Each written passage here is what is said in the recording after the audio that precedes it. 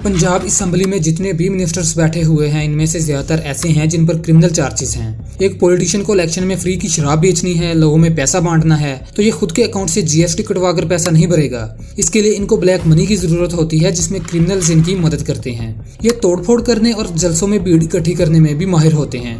तो आहिस्ता आहिस्ता इनको समझ आने लग गई कि पैसा मैं इकट्ठा कर रहा हूँ, भीड़ मैं इकट्ठी कर रहा हूँ और सफेद सूट ये लोग पहन रहे हैं। अगर आपके ऊपर सिर्फ एक क्रिमिनल केस हो तो कोई भी आपको चपरासी तक नहीं रखेगा, लेकिन 10वीं फेल पॉलिटिशियन सैकड़ों क्रिमिनल चार्जेस के बावजूद मिनिस्टर लग सकते हैं। पाकिस्तान के प्राइम मिनिस्टर शहबाज शरीफ जो 13 सियासी जमातों की पार्टी पीडीएम को लीड कर रहे थे, उनकी हुकूमत में 76 फेडरल मिनिस्टर थे, जिनमें से 23 को तो कैबिनेट बनने के बाद ये भी नहीं पता था कि उन्हें मिनिस्ट्री किस चीज की दी गई है।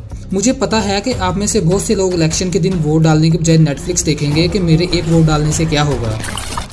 एक पॉलिटिकल पार्टी चलाने के लिए बेतहाशा पैसा चाहिए होता है। इलेक्शंस इतने ज़्यादा कॉस्टली होते हैं कि यहाँ हारने के लिए भी करोड़ों रुपए लग जाते हैं। चार्टर्ड प्लेन्स, बुलेट प्रूफ गाड़ियाँ, ट्रांसपोर्टेशन, खाना, flags, printer T shirts, caps, music system. Pakistan के 2018 के इलेक्शंस का इलेक्शन कमीशन ऑफ पाकिस्तान के मुताबिक 21 अरब रुपए का बजट था, जबकि एक अंदाजे के मुताबिक 2018 के जनरल इलेक्शंस में 440 अरब रुपए का खर्चा आया। आखिर इतना सारा पैसा कहाँ से आता है? पाकिस्तान में इलेक्शंस में पैसा कैसे घुमाया जाता है? क्रिमिनल और करप्ट लोग कैसे उठकर मिनिस्टर बन जाते हैं? जिन पॉलिटिशियंस के पीछे आप अपने दोस्तों से घंटा घंटा बहस करते हैं, कभी उनसे पूछा है कि आपको इतना टैक्स क्यों देना पड़ रहा है? तो मेरा नाम है उसामा भट्टी और आज की इस वीडियो में हम यही सब कुछ डिस्कस करने वाले हैं।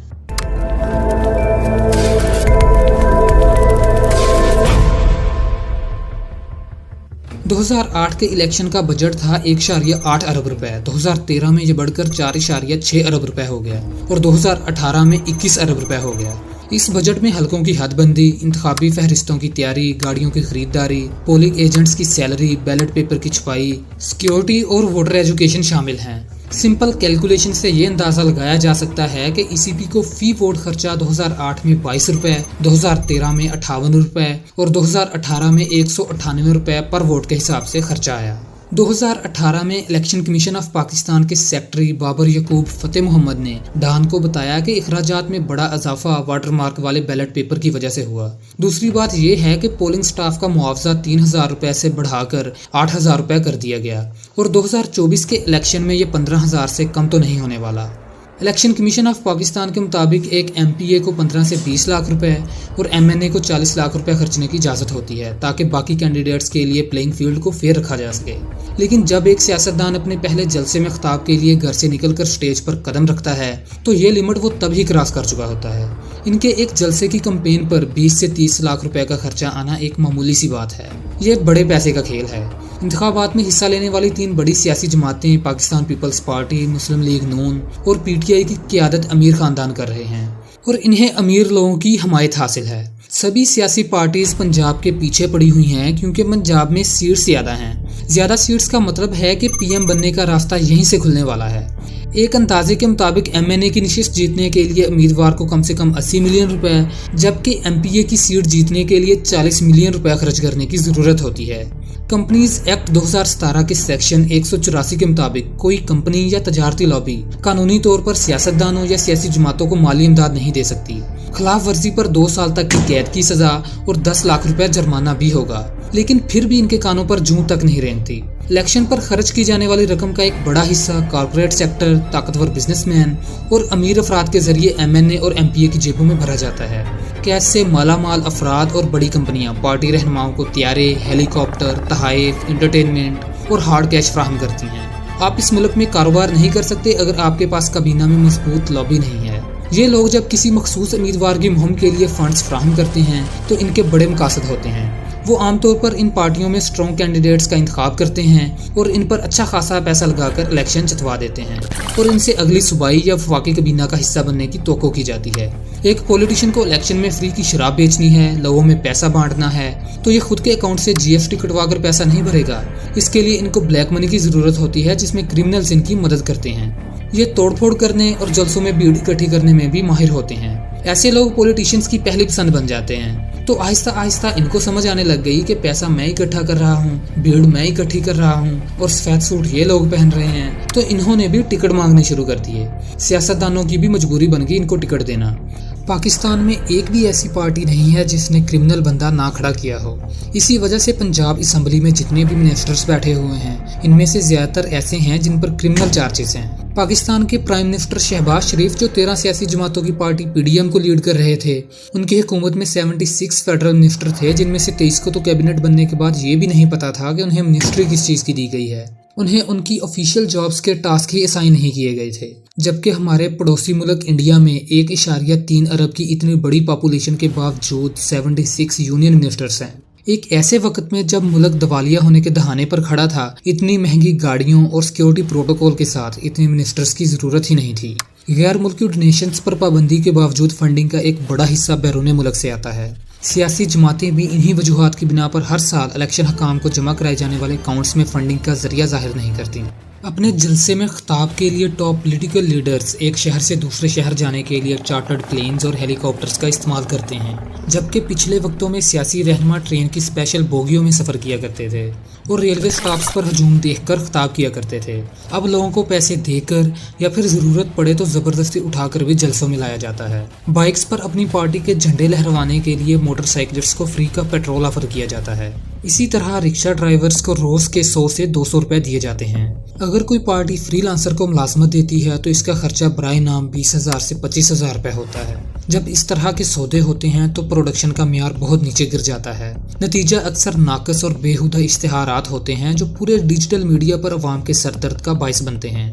امیدواروں کے مطابق الیکشن کے کل بجٹ میں سے 50% صرف الیکشن کے دن خرچ ہوتا ہے۔ یہ امیدوار اپنے ووٹرز کو پولنگ اسٹیشن تک پہنچانے کے لیے فری کی ٹرانسپورٹیشن دیتے ہیں، اپنے حلقے کے تمام بوتھوں پر پولنگ ایجنٹس کو ہر طرح کی سہولت فراہم کرتے ہیں۔ فیمیل سٹاف کے لیے ایک PN کا بندوبست الگ سے کر کے دیا جاتا ہے۔ ووٹرز کے لیے پولنگ اسٹیشن پر انتظار کے وقت کھانے اور ٹھنڈے پانی کی بوتلوں کا بھی انتظام کیا جاتا ہے۔ امیر امیدوار کمیونٹی سینٹرز میں سولر پینل، پنکھے، واٹر کولر وغیرہ بھی لگاتے ہیں۔ یہ لوگ اپنے پیچھے دھول کا بادل اٹھاتے ہوئے ڈبل کیبن تیز رفتار فینسی پراڈوز میں گن ٹوٹنگ گارڈز کے ساتھ ہر وقت ہلچل میں رہتے ہیں۔ اسلام آباد سیکیورٹی کمپنی VIP باؤنسر کے نمائندے ساجد اوان نے ڈان نیوز سے بات کرتے ہوئے کہا ہے کہ انہوں نے الیکشن کمپین کے دوران مختلف امیدواروں کی سیکیورٹی کے لیے 10 باڈی گارڈز فراہم کیے اور ہر باڈی گارڈ کے لیے 5,000 روپے فی دن کے حساب سے وصول کیے۔ مسلم لیگ نون کی طرح PTI بھی اپنے امیدواروں کو الیکشنز کے لیے فنڈز فراہم نہیں کرتی۔ پاکستان تحریک انصاف کے امیدوار علی زیدی کا کہنا تھا کہ ہمارے دوست ہیں جو ہمیں اپنی کاریں استعمال کرنے دیتے ہیں، اگر میں گاڑیوں کے کرائے بھرنا شروع کر دوں تو ایک ہفتے کے اندر 80 لاکھ روپے خرچ کر دوں گا۔ 2018 کے الیکشن میں کمپین بس جو انہوں نے ایک ماہ کے لیے کرائے پر لی اس کی قیمت 7 لاکھ روپے تھی، جس میں برانڈنگ کے اخراجات، ڈرائیور، پیٹرول اور مینٹیننس شامل ہیں۔ 2 بل بورڈ ٹرک کرائے پر لیے جن کا ایک مہینے کا کرایہ 3 لاکھ روپے تھا، یہ 10 لاکھ روپے ختم ہو گئے۔ آپ نے دیکھا ہوگا کہ الیکشن ڈیز میں ہر پارٹی کا کوئی نہ کوئی بندہ کسی نہ کسی نیوز چینل پر ہر وقت موجود رہتا ہے، جس میں وہ اپنی پارٹی کا نیریٹو سامنے رکھتا ہے اور دوسری پارٹی کے اندر خامیاں ڈھونڈ ڈھونڈ کر بتاتا ہے۔ ٹیلی ویژن کی دنیا میں بڑے بڑے نیوز چینلز جیسا کہ ARY اور جیو نیوز کے پرائم ٹائم سلاٹ کے دوران 1 منٹ کی ایڈورٹائزمنٹ کی قیمت تقریباً 40,000 سے 2,20,000 روپے ہوتی ہے۔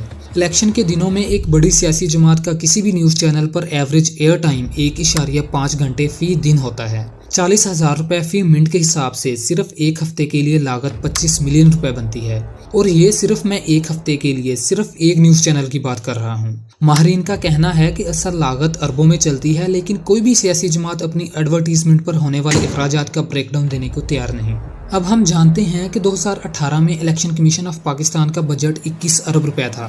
ڈونیشنز، حکومت اور سیکیورٹی اسٹیبلشمنٹ کے مختلف درجوں کا بجٹ ممکنہ طور پر 19 ارب روپے سے زیادہ نہیں ہو سکتا۔ اس طرح کل 440 ارب روپے میں سے 40 ارب روپے کم کرنے کے بعد باقی 400 ارب روپے امیدواروں اور جماعتوں کے کھاتے میں آ جاتے ہیں۔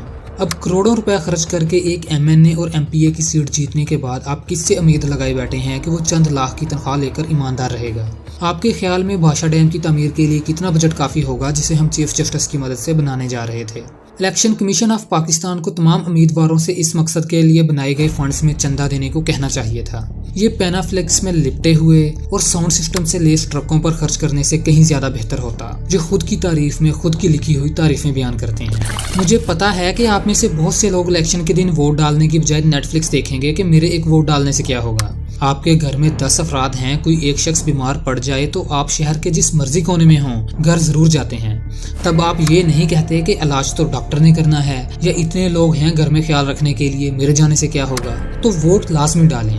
جتنی ریسرچ آپ اپنے ایک معمولی سے موبائل فون خریدنے سے پہلے کرتے ہیں، اس سے بھی کم آپ کو یہ پتہ لگانے کے لیے کرنی پڑے گی کہ آپ کے حلقے سے کھڑے ہونے والے کس MP اور MNA کو آپ نے ووٹ ڈالنا ہے۔ ویڈیو پسند آئی ہے تو اسے لائک کر دیں، چینل کو سبسکرائب نہیں کیا تو سبسکرائب کر لیں۔ ملتے ہیں اگلی ایک انٹرسٹنگ ویڈیو میں۔ Until then, bye bye.